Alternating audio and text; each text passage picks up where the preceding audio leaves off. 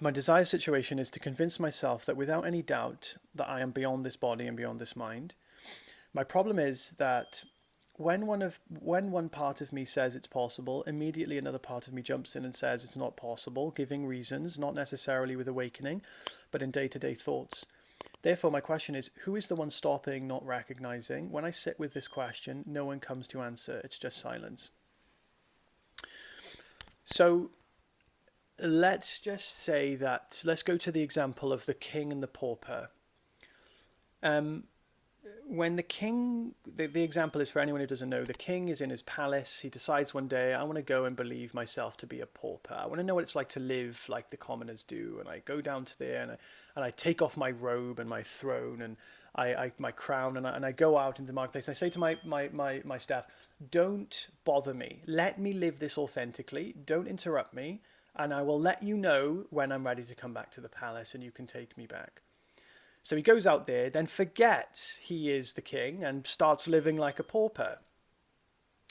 A pauper is a poor person, a person who lives on the street, a person who's, steals food and blah, blah, blah. So now the pauper, who's really the king, any question he asks himself when he believes himself to be the pauper will come from the voice of the pauper. You see? The pauper state of mind will respond. So if he thinks that he is the pauper and he asks a question to the pauper will respond. If he asks the question to the pauper as awareness, the likelihood is there will be no response because he's asking awareness and awareness won't respond. And this is your experience right now. You asked, who is the one stopping, not recognizing? When you sat with that question, there's just silence. The reason for that is because you asked a very intelligent question. That question didn't come from your limited self. The question was from yourself. The answer was from yourself. The question provoked the silence. The silence was the answer. So in that moment, you weren't operating from the limited finite self. You were operating from your infinite self.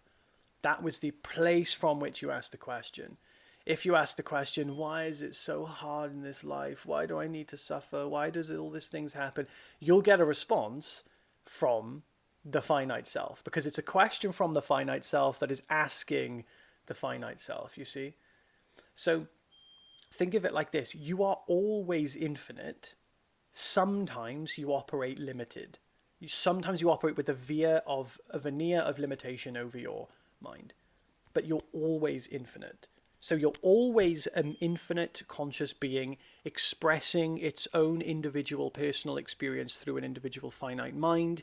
Sometimes you are operating from a limited belief that tells you you're not that. That's preconditioning. Let me just sort this beeping out. So I would say, and this was my experience, and I would love this. This is the best place to be. That your problem is when part of you says it's possible, immediately another part jumps in and says it's not possible. I love that part of you. That was my favorite part of me because that was the me that was genuinely provoking, being devil's advocate, to deepen my understanding. So I would invite my mind, come up with the best rebuttals you can. Come up with the best, plausible, most reasonable reasons why I must be limited, so that then I can prove that wrong. So that then I can absolutely know in my heart, without any doubt, that I am infinite. So think of it like this: any question that comes to you that doubts your true nature, any reason it can find, anything that comes up that makes you question what you are, cherish it.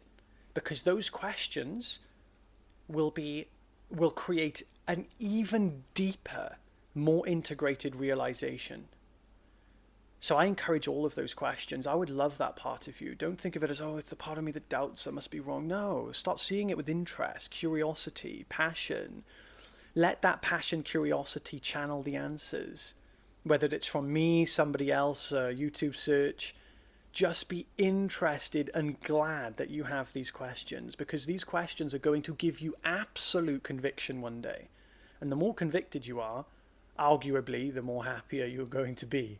There's going to be less things that are going to cause you to forget your true nature. So I encourage these questions, man. I suggest encouraging them within yourself. Just make sure that your intention is always curiosity and the willingness to explore the answer. I hope this is helpful, man. See you soon. Eleanor says, my current situation is having trouble unwinding strong beliefs. My desired situation is to fully let go of all my limiting beliefs about myself and the world. My problem is that this belief often makes me feel bad about myself in one way or another. So my question is, how can I let go of these strongly conditioned beliefs? So the beliefs that you have are based on, at least they should be, an experience.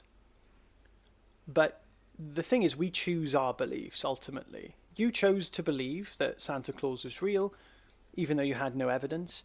You also chose to believe Santa Claus wasn't real, even though you had no evidence. At least I did.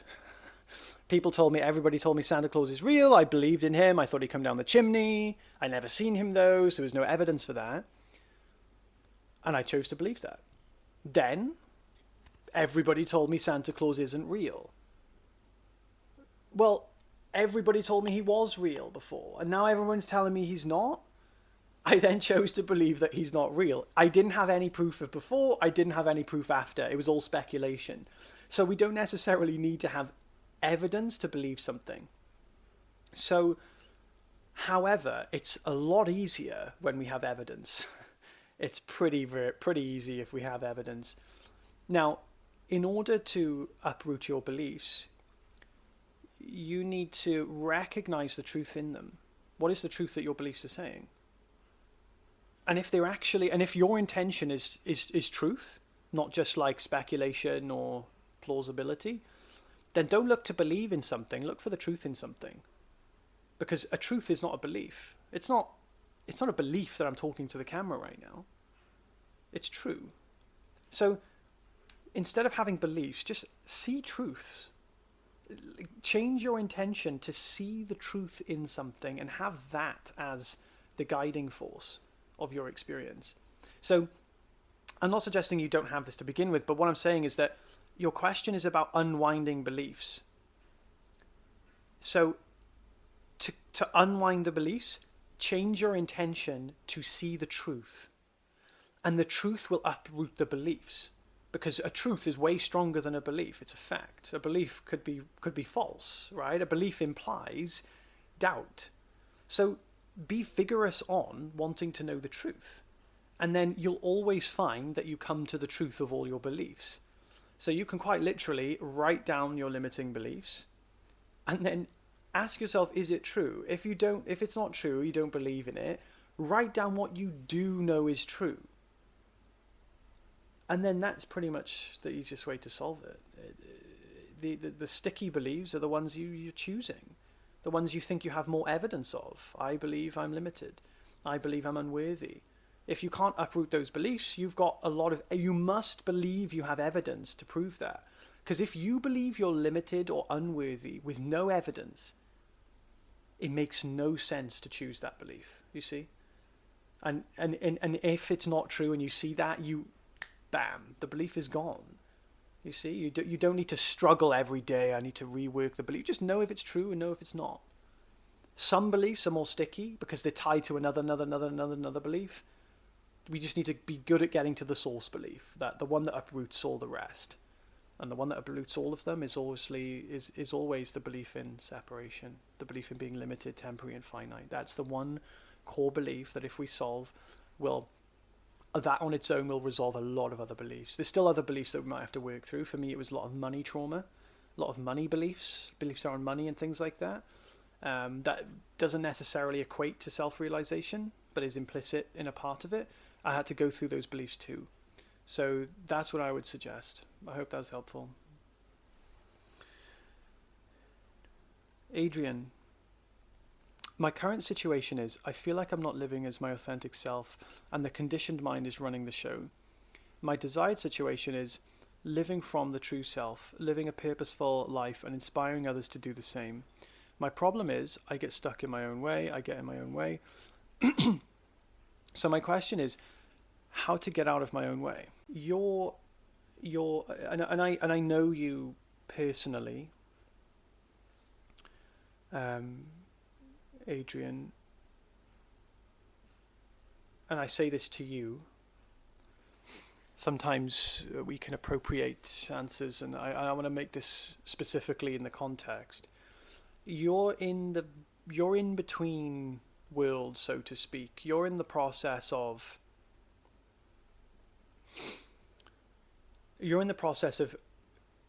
integrating your truth. You're in the process of integrating your understanding.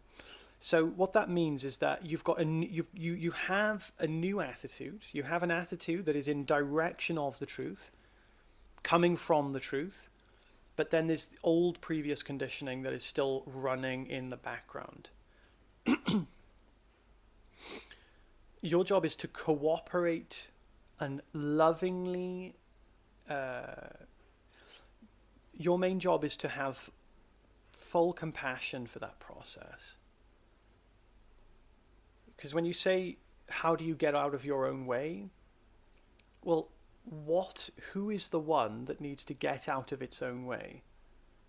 It's always going to be the ego. The ego is the one that gets in its own way. So the question really is, how do I remove the belief in separation?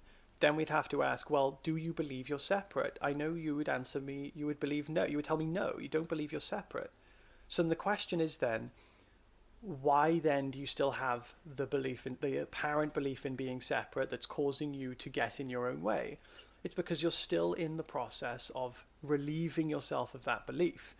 There's still a lot of triggers in experience that are seeming to imply duality, seeming to imply separation, that is causing you to react, respond, and behave in accordance to the old belief. So now what you need to do is have full love and compassion for the old version operating system that you used to abide to. The one that believed she was separate, the one that believed she was limited, the one that believes that she gets in her own way. Have compassion for that. Have love for that one. You see, because it's all a part of life. It's all a part of experience. We could argue that one never existed. It doesn't matter. Because from in one reality, in one point of view, it did. Just like the coffee mug, the guitar. It's not ultimately there. It's not going to be there forever. It wasn't there a month ago, but it's there now, and it was there. And if it's still having an effect, we need to really embrace everything. We need to fully surrender everything to ourselves. That's true forgiveness, to give ourselves the freedom to exist, to give ourselves the freedom to be, to give everything the freedom to be.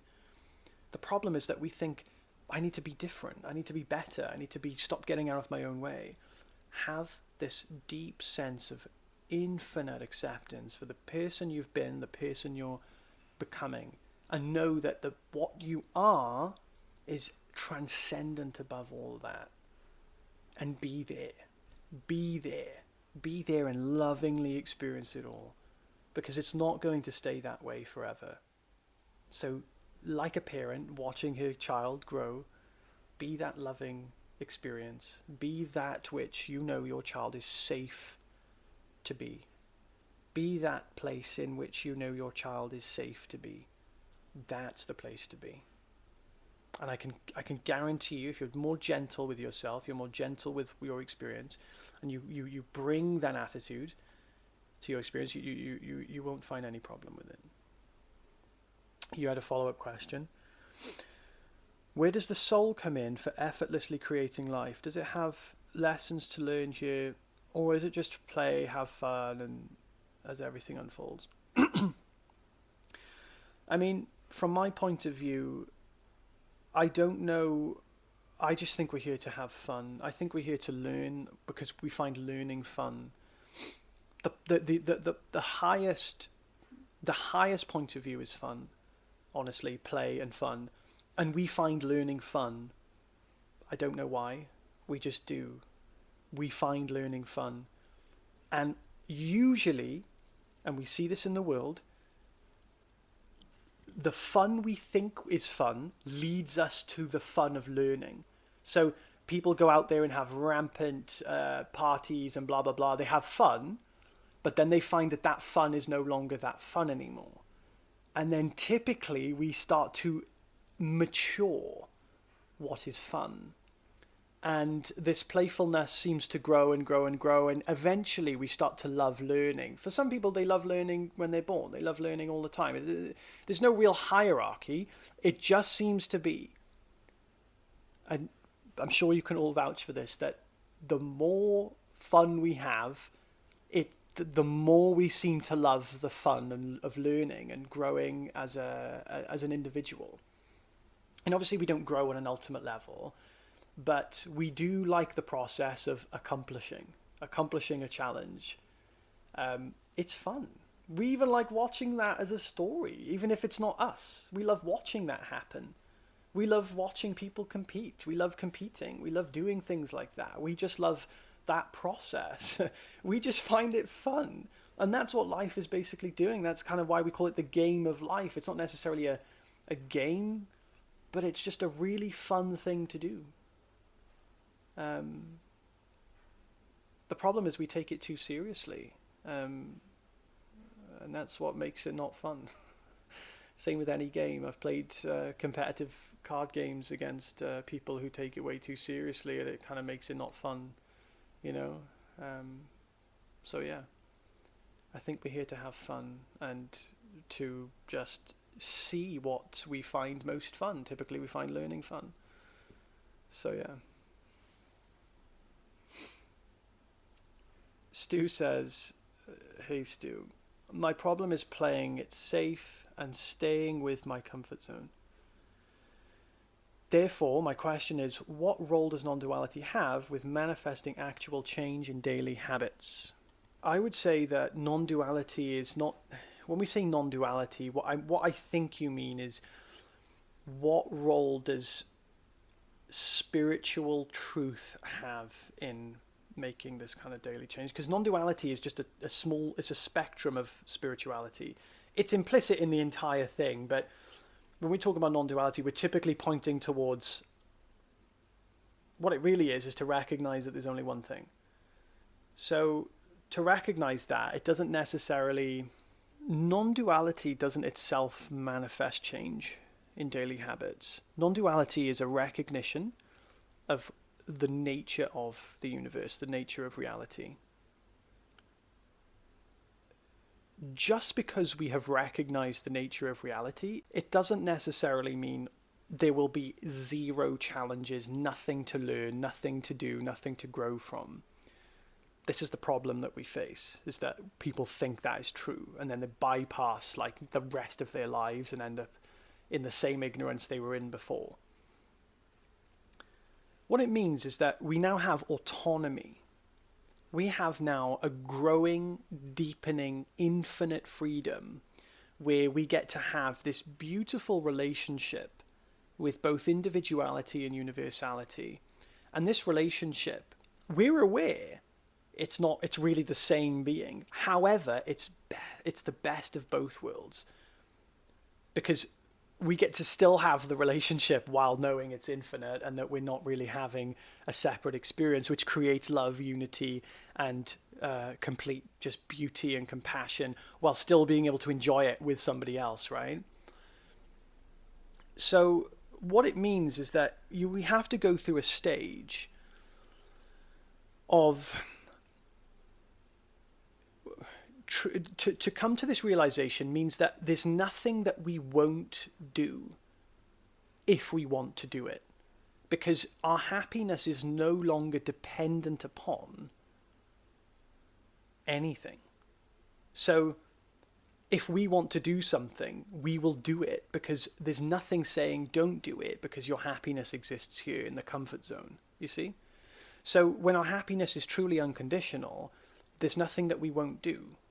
We will simply do what we have to do if we want to do it. without hesitation. Maybe there's a little bit of hesitation sometimes because we want to make sure we're making the right choices. But if it's what we know is true and what we want to do, there'll be nothing stopping us from achieving that. I've actually got a meeting. Starts right now.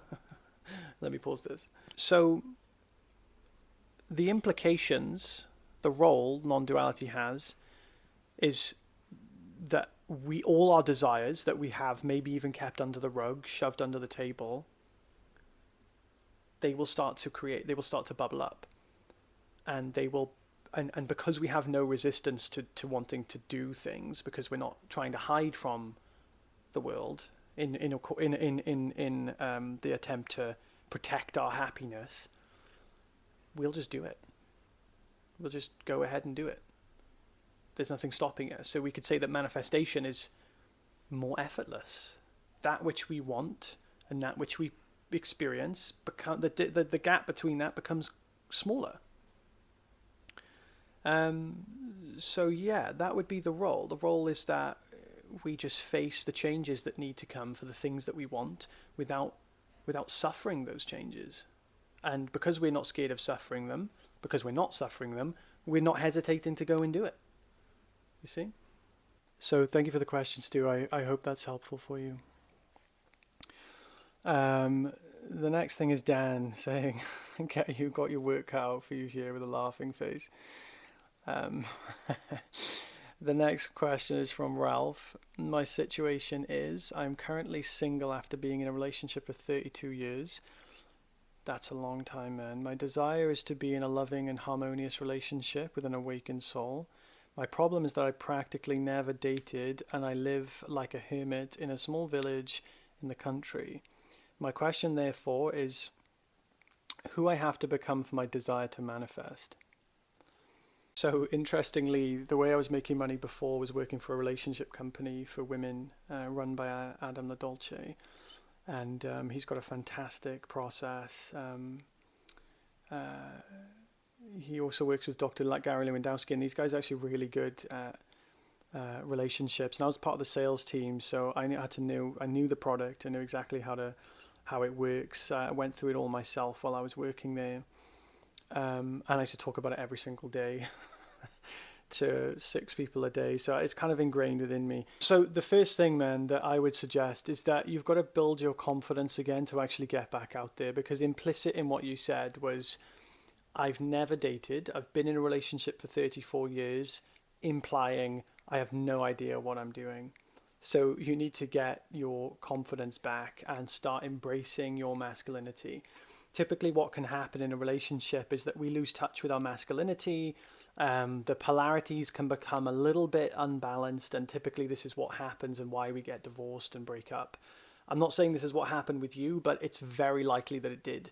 It's something that is really hard to not do unless you're very aware of that process. So we need to start taking confidence back, finding our masculinity. That would be the first step.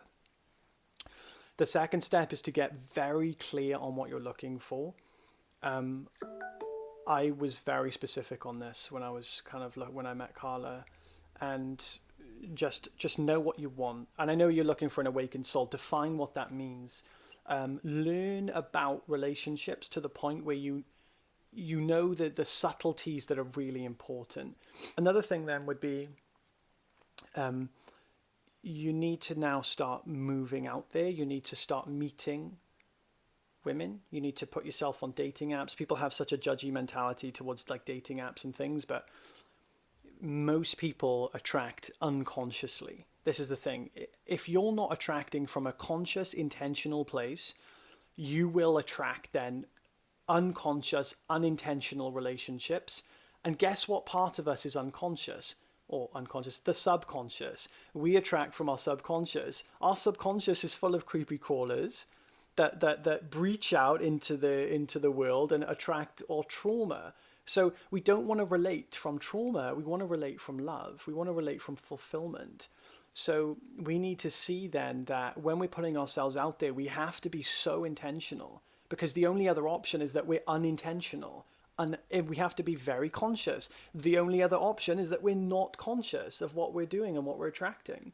So we've got to we've got to look for the right relationship very intentionally and put ourselves out there and be in the right positions. So that means putting yourself on dating apps, going into the city, going to meet people, going to different activities. Like, you have to put yourself in these places. You can't just have this attitude, oh, the universe will just bring me the person. You've got to cooperate with that process. Waiting for the universe to bring you someone is just it's a feeble attempt. It's a gaslighting attempt to try and find a relationship.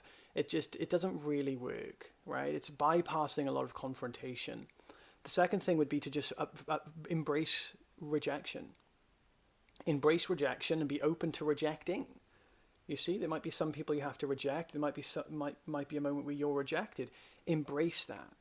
Embrace that and see that as a good thing. Next thing you need to do is, like, when you meet women, you need to qualify them against your morals and not avoid the red flags. If something is super important to you and a woman doesn't have that quality, but she has like 80% of the other qualities, then what you're doing is basically you are sacrificing something incredibly important, which further down the line will cause a breakup. So you have to be very vigorous on qualifying. So the person that you're trying to be right now is just, you need to embrace the confidence, embrace the masculinity, develop a deep understanding for what you want, and be very intentional about where you're going, what you're doing, and how you're going about finding this relationship. People think it's a needy thing to do, but it isn't. It's actually a very mature, conscious, sensible way of finding the right relationship, because then you know that the quality of the person you'll attract when you have that intention will be very high, because you'll only be able to attract someone at that caliber, at that quality. So that's what I would recommend for that, man. The next question is from Dilara.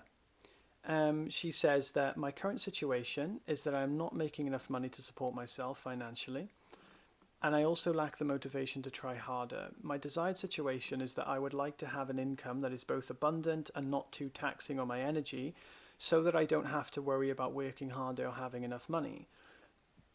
My problem is that I can't figure out how to get to my desired situation, and I stress out, lose hope, and feel miserable and overwhelm myself.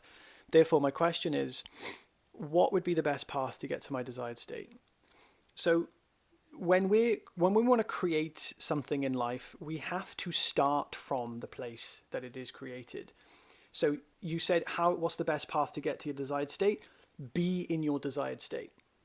You have to imagine being in the desired state and create the feeling states of that place. At first, you may imagine it and you might not be able to feel it. At first, you may imagine it and it might not feel real. Then when you do it over time, all of a sudden you start to get excited.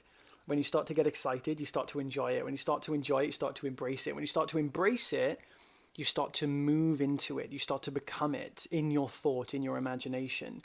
Let your imagination carry you. Try and be in that place, that desired place, as often as you can. I recommend all of Neville Goddard's stuff in order to learn this. This is exactly what I've done to create everything that I've built right now, all the money that I've made, the community, the YouTube channel, the coaches, the support. Abundance isn't just having money. It's about having the right support as well. So I would recommend listening to Neville Goddard, anyone who teaches his work, and you need to, on an ultimate level, when you fall asleep, you need to keep imagining the place you want to be. So, for example, if you want to have an income that is both abundant and not taxing on your energy, imagine being in that moment. Like, maybe, let's just say, for example, you want to be a doctor. It's definitely not too. That's probably the opposite of abundant income and not taxing on your energy. Let me think of a better example. Let's just say that you want to be. You're already a therapist, but let's just say you wanted to be a therapist. You just imagine being on your computer. And you imagine the feeling of calm You imagine the feeling of being calm, and you embrace that, and you say to yourself, this is so easy, I love this job. This is so easy, I love this job. And you just imagine doing the thing. And you keep on going into that. The point of the visualization or the affirmations is in order to induce the feeling. The feeling is what Neville Goddard says is the secret. So induce the feeling, bring the feeling into yourself, and just feel it as long as you can. Then drop it, carry on with your day, and do that as often as you can. Then you have to be ready to face the changes that will come as a result of your manifestation coming to life. So things will happen, things will move, things will change. You have to go with that change. If you resist it, you go back to square one. Then you have to do it again. And then life will bring you more change to embrace, to get you to where you need to be. And then you have to then embrace that. So you have to surrender who you currently are to the person, the experience of the person that you know has that life. The person who has that life is different to the person that you are right now, which is why you're having the life you have right now and not the life that you want. So you have to embrace those qualities, surrender your limiting beliefs in order to then take the right appropriate action to get to the place that you want to be.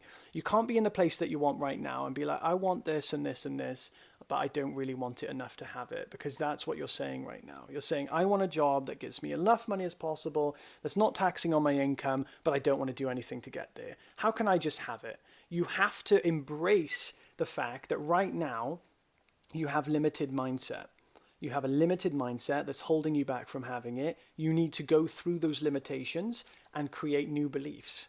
That's the only way that you're going to be able to go through that. So if you have more questions on this, feel free to turn up to the meditations and I can answer any questions beyond that point. Also in the comment section, in the feed section of the community. So I hope this is helpful, guys. I have a free community. Everybody who's listening to this probably knows who's in the questions, but for those on YouTube, have a free community. The link is in the description. I'd love to see you and answer your questions and show you these meditations. Have a beautiful day. Have a beautiful day. Have a beautiful day, guys. Take care and goodbye.